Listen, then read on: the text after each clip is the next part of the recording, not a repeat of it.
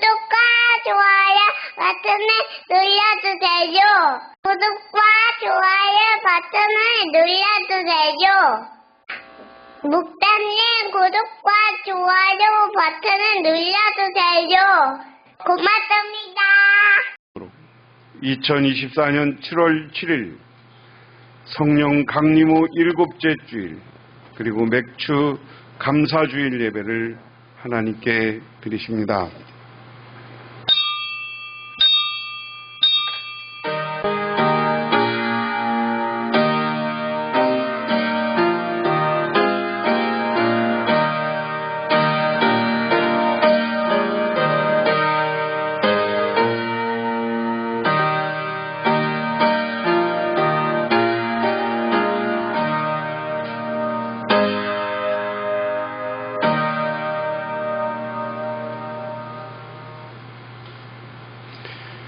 여호와께 감사하라. 그는 선하시며 그 인자하심이 영원함이로다.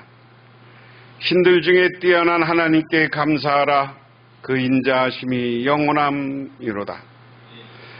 하나님 아버지, 감사를 드립니다. 하나님께서 저희들을 오늘 불러주시고 하나님께 경배하며 찬양하고 1년의 절반을 보내며 맥주 감사주일로 하나님께 경배를 드립니다. 하나님이 예배를 받아주시고 우리께 주님께 감사하며 영광 돌릴 때 이 시간 하나님께서 더 큰 은혜와 축복으로 갚아 주시옵소서. 이제 새로운 반년 동안도 하나님께서 큰 축복으로 채워주셔서 감사와 기쁨과 풍성함이 넘쳐 흐르게 하옵소서. 예수님 이름 받들어 기도드리옵나이다. 하나님의 말씀 봅니다.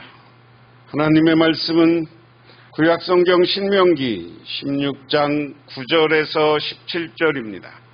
구약성경 287쪽입니다.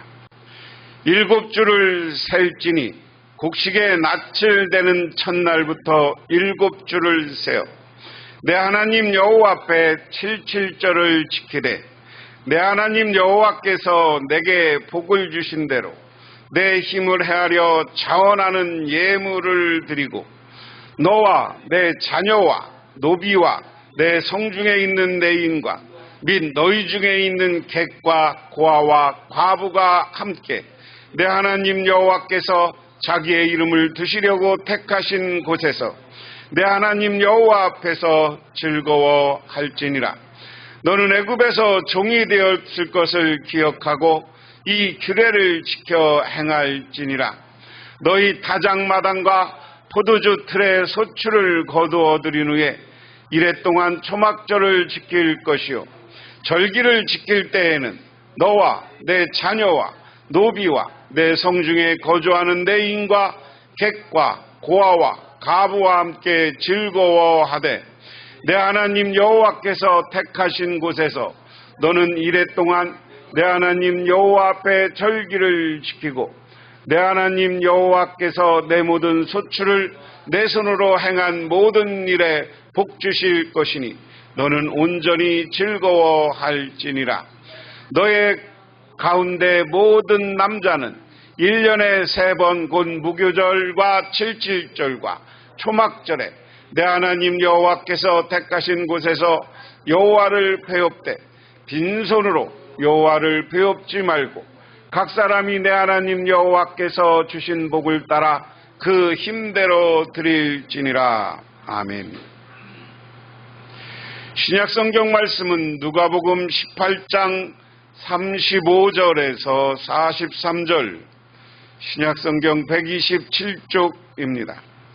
여리고에 가까이 가셨을 때 한 맹인이 길가에 앉아 구걸하다가 무리가 지나감을 듣고 이 무슨 일이냐고 물은데 그들이 나사렛 예수께서 지나가신다 행이니 맹인이 일쳐 이르되 다윗의 자손 예수여 나를 불쌍히 여기소서 하거늘 앞서가는 자들이 그를 꾸짖어 잠잠히 하라 하되 그가 더욱 크게 소리질러 다윗의 자손이여 나를 불쌍히 여기소서 하는지라 예수께서 머물러 서서 명하여 데려오라 하셨더니 그가 가까이 오매 물어 이르되 내가 무엇을 하여 주기를 원하느냐? 이르되 주여 보기를 원하나이다.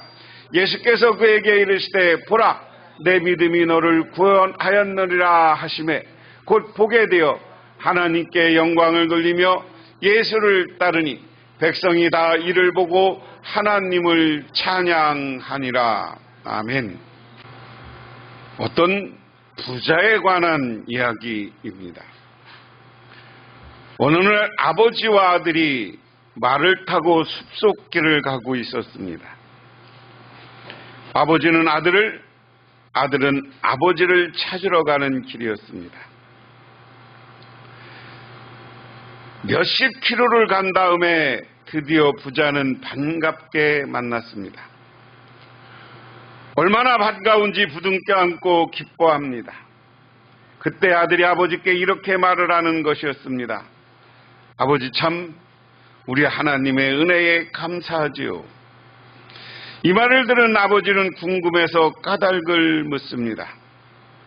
아들이 하는 말이 제가 아버지를 찾으러 오는 도중에 나무 뿌리에 걸려 말이 3번이나 쓰러졌어요. 그런데 저는 한 군데도 다친 데가 없어요. 얼마나 하나님 앞에 감사한지 몰라요. 그 말을 들은 아버지도 그래 참 감사한 일이구나. 그런데 나도 하나 감사하자꾸나. 내가 너를 찾아오는 도중에 내 말은 한 번도 뿌리에 걸려 쓰러지지 적이 없으니 얼마나 감사하니. 참 우리 하나님께 감사하구나.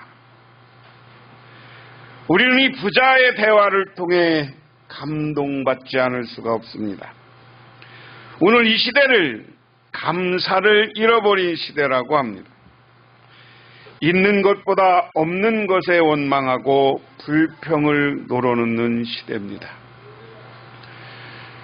그렇지만 우리는 더욱더 감사하며 하나님께 영광 돌리는 사람이 되어야 된다 하는 겁니다. 오늘 신약성경 이야기는 이렇게 시작합니다. 예수께서 여리고에 가까이 이르러셨을 때 일어난 일이다.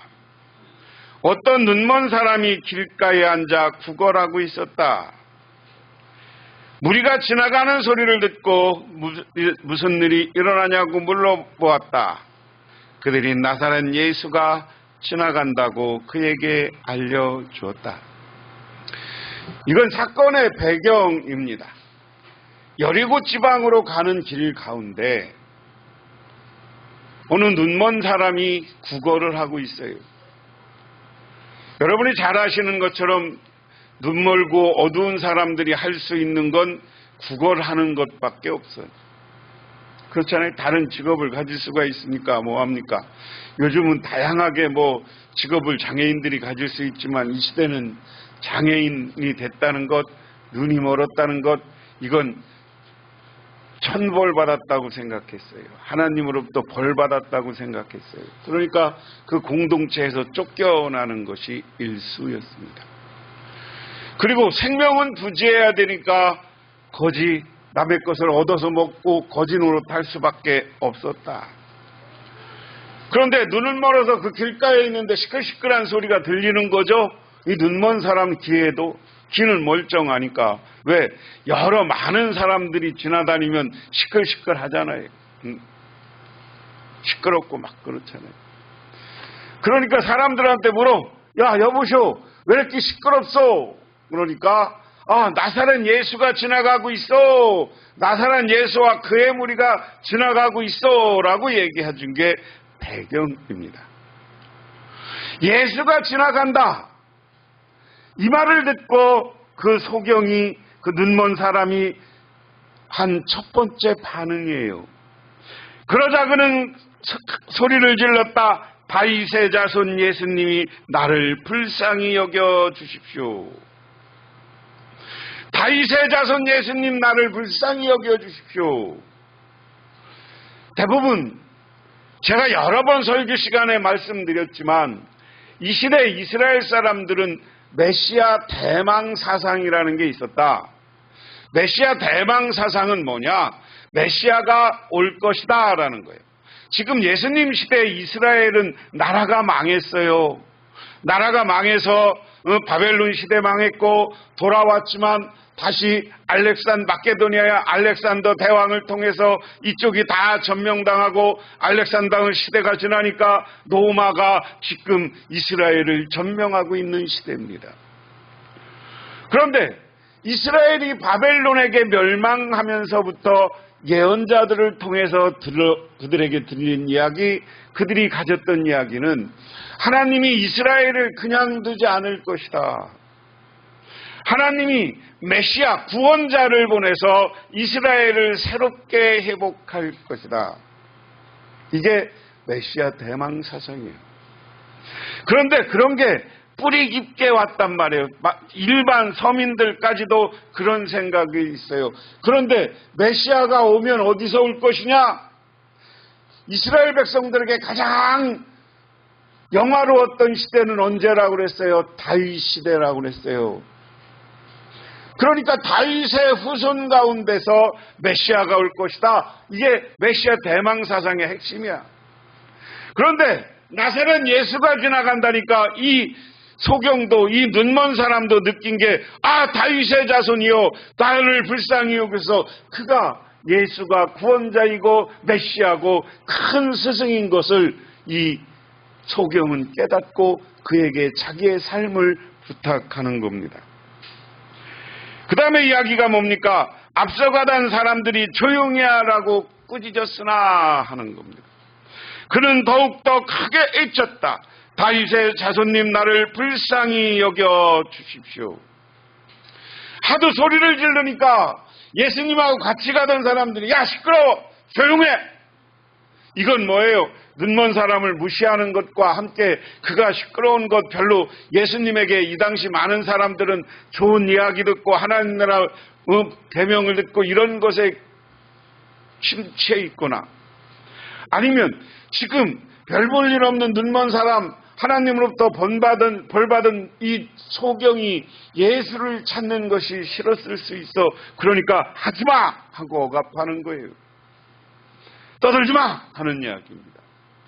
그런데 그럼에도 불구하고 예수가 자기의 문제를 해결할 것이라는 믿음의 확신, 예수가 그리스도이며 메시아라는 믿음의 확신이 있던 이 눈먼 자는 더 큰 소리로 다윗의 자손이요, 다윗의 자손이요 하면서 나를 불쌍히 여기소서라고 예수를 찾는 거야. 이 말이 예수께 들리게 하는 거예요. 이야기를 통해서 우리가 생각해야 될 것은, 우리도 하나님을 찾고 기도할 때 하나님이 내 소리를 들을 때까지, 내 문제를 들을 때까지 우리는 간절히 외치고 기도해야 되는 줄 믿으시기 바랍니다. 그냥 누가 하지 말라니까 하지 말고 그런 거 아니에요. 제가 여러분에게 늘 말씀드리지만 제일 이 시대에 우리가 안타까운 게 이런 열정적인 기도가 사라졌다는 거예요. 여러분, 교회문 나오면 가정에서도 때와 장소를 가리지 말고 뜨겁게 울면서 내 문제를 놓고 기도하시기를 주님의 이름으로 축원합니다. 기도할 때 하나님은 우리를 두고 살펴보여요. 그러니까 예수님이 뭐냐, 무슨 소리냐, 저 시끄러운 소리를 들어, 누가 그러냐, 저 소경이 자꾸만 당신을 찾습니다. 그러니까 예수님이 데리고 와라, 데리고 와. 내가 너 뭐 해줄까? 예수님이 그 다음 얘기해요. 내가 너에게 무엇을 해주기를 바라냐. 그러니까 그 말이 떨어지가 무섭게 이 소경이 내가 볼 수 있게 해주십시오. 여러분, 안 보이는 눈먼 소경은 평생 소원이 눈 한번 보는 거 아니에요.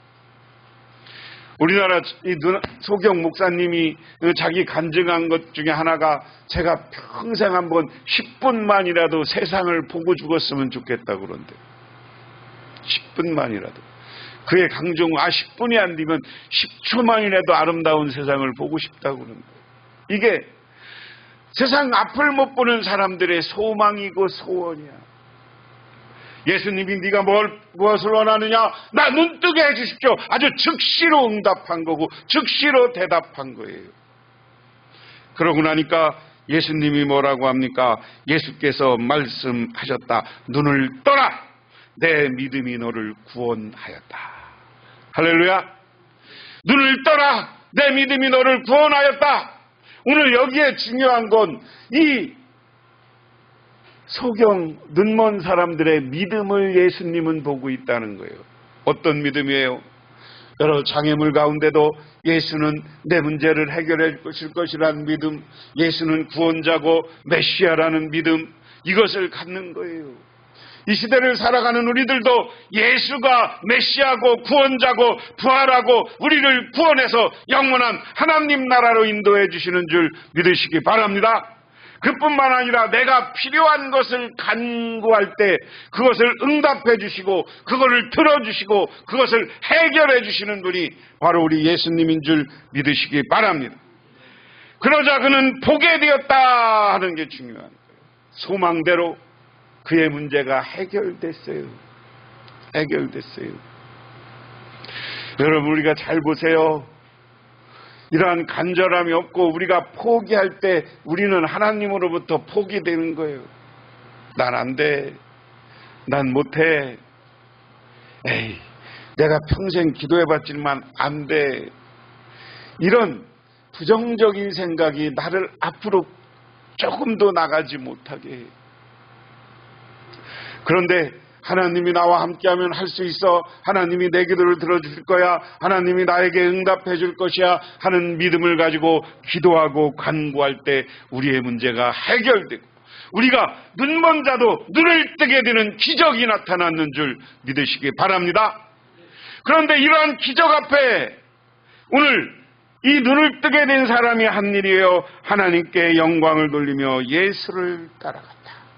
사람들이 이 모든 이것을 보고 하나님을 찬양하였다. 할렐루야. 자기의 문제가 해결되고 자기에게 눈을 뜨게 된 사람이 한 일은 하나님을 먼저 영광 돌리고 찬양했다는 거예요. 우리들도 여러 가지 문제가 있을 때 하나님께 영광 돌리고 하나님을 찬양하는 사람이 되시기를 주님의 이름으로 축원합니다. 우리가 세상을 살다 보면 인생의 여러 가지 풍랑을 만날 수가 있어요. 한 10여 년 전에 미국에서 유명한 이철수 사건이라는 게 있습니다. 샌프란시스코에 그것도 차이나타운에 살인 사건이 발생했어요. 근데 미국 경찰이 지금도 여러분 우리가 여러 번 이야기하지만 미국에 가면요 백인 다음에 흑인 다음에 동양인이야. 이 동양인들이 아주 범죄자 취급해. 범죄자 지금 텔레비전 보면 흑인 범죄자 취급하고 막 백인 경찰들이 막 해서 몇 년에 한 번씩 쏘고 막 해서 죽는 일이 벌어지잖아요. 그러니까 동양인이야? 이놈이 범인일 거야? 그러고 잡아들여요. 그리고 그에게 누명을 씌워서 살인자의 누명을 씌워서 감옥에 가요. 10년 정도 감옥에 가서 오래 감옥 생활을 하게 됐어요. 얼마나 억울해. 그런데 이 이철수에 대한 이야기를 들은 목사님이 그가 범인이 아니라는 것을 듣습니다. 그리고 여러 가지 자료를 수집하고 이 이철수라는 청년에게 가서 희망을 주는 거예요. 그래, 하나님이 너에게 이 억울한 것을 꼭 풀어줄 거야. 그러면서 구명운동을 합니다. 그쪽에 백인 우리 코리안타운에 한국 사람들이 구명운동을 하고요. 그의 사람들에게 서명을 받아. 그리고 그가 살인자가 아니라는 여러 가지 증거들을 제시하면서 재심을 청구해요. 그런데 살인을 목격했다고 하는 증언자가 와서 내가 본 사람은 저 이철수 씨가 아닌데요? 라고 하면서 그가 무죄로 석방돼. 오랜 동안 10여 년 동안 감옥에 있다가 얼마나 억울했겠어요. 얼마나 억울하고 얼마나 힘들었겠어요. 우리 같으면 나를 잡아놓은 경찰로 복수할 거야 이런 마음도 갖지 않았겠어요. 그러니까 기자들이 몰려들어서 억울한데 어떠냐, 당신 어떤 마음을 갖냐, 지금 어떤 생각을 갖느냐라고 억울하지 않냐, 당신을 이렇게 억울하게 감옥 보낸 사람 경찰에 대해서 어떻게 생각하냐, 여러 가지를 막 물어봐.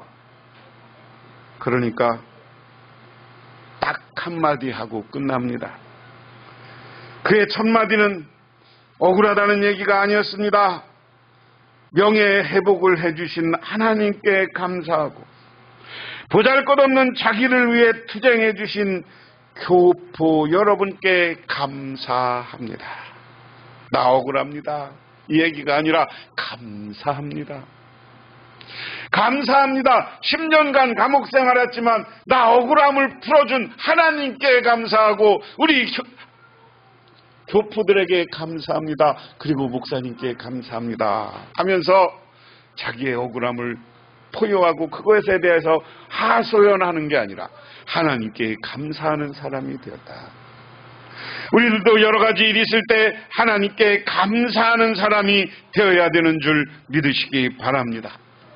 오늘 구약 성경의 이야기는 이스라엘 백성들로 하여금 절기를 지키는 것을 이야기해요. 특별히 오늘 맥주 감사절을 지키는 절기를 이야기합니다. 9절에 그로부터 7일에 세는데 밭에 있는 곡식에 낫을 대는 첫날부터 시작하여 7일에를 세십시오. 7일에면 뭐예요? 7씩 7, 7, 49 7주. 그러니까 맥주 감사주의를 하는데 이스라엘은 내가 얘기했어요. 보리와 밀은 언제 심어요? 10월에 심어요. 그렇죠? 우리도 보리 가을에 심어요? 봄에 심어요? 가을에 심죠. 그러니까 이 보리나 밀의 절기 맥주라고 하는 이 보리나 밀의 농사는 겨울에 심어서 가을에 심어서 봄까지 오는 거야. 근데 그게 우리나라는 이제 가을에 심어서 겨울을 나는 거지만 이스라엘하고 이런 나라는 이때가 언제냐면 우기가 시작되면 10월에서 우기가 시작돼. 비가 오는 계절이 시작돼. 이스라엘이요. 요새 여름에는 엄청나게 더워요. 그런데 이 이스라엘 지금 이쪽 지역은 남쪽은 사막 지방이라고 그랬어요. 유대 광야 그리고 북쪽에 조금 나무가 있어요. 지금 레바논 쪽에 그쪽에는 요르단 이쪽 경계선에는 나무가 있어요. 조금 섭비 그쪽은 있고. 그런데 그래서 농사를 짓는데 비가 오기 시작하는 여기서는 우기가 왜 여름이면 덥냐? 사막에서 바람이 불어오는 거야. 사막에서. 그러니까 더워. 그런데 우기가 되면 겨울이 되면 바람이 어디서 불어? 북쪽에서 남쪽으로 불어요. 여름이면 우리나라는 남쪽에서 북쪽으로 불지만 우리나라도 겨울이면 북쪽에서 남쪽으로 바람이 불죠. 북쪽에서 남쪽으로 바람을 불면 이스라엘 옆에 뭐가 있어? 지중해라는 큰 바다가 있어. 바다를 끼고 바람을 불면 비가 오기 시작하는 거야. 그러면 이때 많이도 않아. 우리나라처럼 이렇게 장마 지는 것도 아니에요. 이란이나 이라크나 이 사막 지방에는 비가 한 30mm만 와도 홍수가 나는 거예요. 홍수가. 그게 이스라엘 이런 때 기후에 비가 많이 오는 게 아니에요. 우기라고 해서 막 이렇게 장마지고 쏟아지는 기후가 아니에요. 그냥 적당히 한 200mm, 한 4, 5개월 땅에 그 정도, 이슬비 정도 오는 수준의 비야. 첫 번째 이제 보리나 밀을 심어서 추수를 하기 시작해. 그러면 추수를 하기 시작하면 언제쯤이야? 우리로 얘기하면 한 5월쯤 이때 추수를 하기 시작하는 거예요. 그러면서 추수를 하기 시작하면 첫 번째 네가 가서 낫에 추수를 하기 시작하면부터 7일씩 7번을 따져라. 그래서 49일을 따져라. 그리고 그날 77절로 지내라. 그게 오늘 맥주감사절이야. 이스라엘 백성들이 7월 첫 주에 이렇게 맥주감사절을 지냈다 하는 겁니다. 그런데 이렇게 맥주를 감사절을 지내는데 어떤 목사님이 내가 설교를 하다가 어제 준비하다 보니까 설교한 것 중에 마음에 딱 들은 게 있어. 그걸 내가 오늘은 인용합니다. 이 맥주감사절을 맥주감사절뿐만 아니라 감사절을 지내는 방법이요.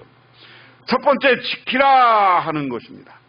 오늘 10절에 주 당신의 하나님께 7절을 지키십시오. 그리고 13절에 당신들은 다장마당과 포도주와 틀에서 헛줄을 거둘 때 1회 동안 초막절을 지켜야 합니다 하는 겁니다.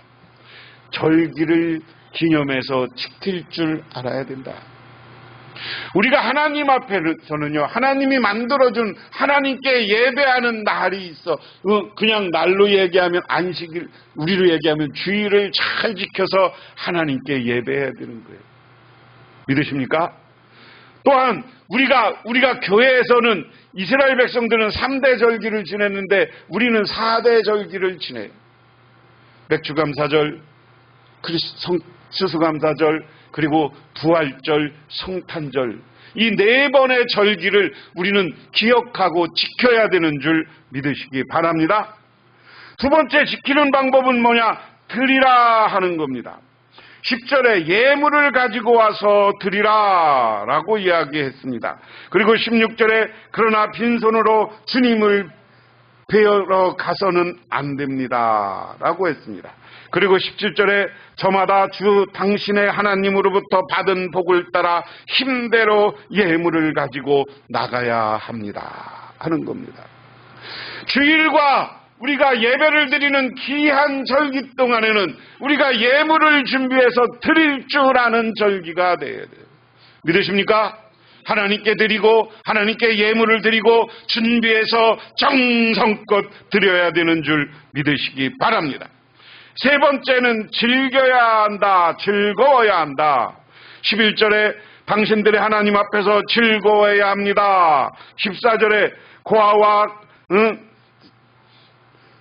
당신의 절기, 당신들이 아들과 딸과 남종과 여종과 성 안에서 같이 사는 내 이사람들과 떠들이와 고아와 과부들까지도 함께 즐거워해야 합니다. 그리고 15절에도 모든 일에 복을 주셨기 때문에 즐거워하는 것입니다. 오늘 하나님께 절기를 드리고 예배하는 날은 하나님 앞에서 우리는 즐거워해야 돼. 하나님 나에게 복 주실 줄 믿고 나의 문제를 해결해 주신 줄 믿고 또 해결받았으면 감사하며 기뻐하며 즐기는 오늘이 되시기를 주님의 이름으로 축원합니다. 그래서 제가 찬양 순서를 늦춘 이유가 오늘 이 말씀을 여러분에게 드리고 내가 오늘 찬양을 하려고. 이따 찬양하는 것은 오늘 즐거운 날이 돼야 되는 거예요. 즐기는 찬양이 돼야 되는 거예요. 감사의 찬양이 되시기를 주님의 이름으로 축원합니다. 그리고 이따 같이 식사하고 하는 것, 이거 다 하나님 앞에 즐기는 귀한 절기가 돼야 된다. 마지막으로 기억하라 하는 겁니다. 당신들은 이집트에서 종살이 하던 것을 기억하고 그랬습니다.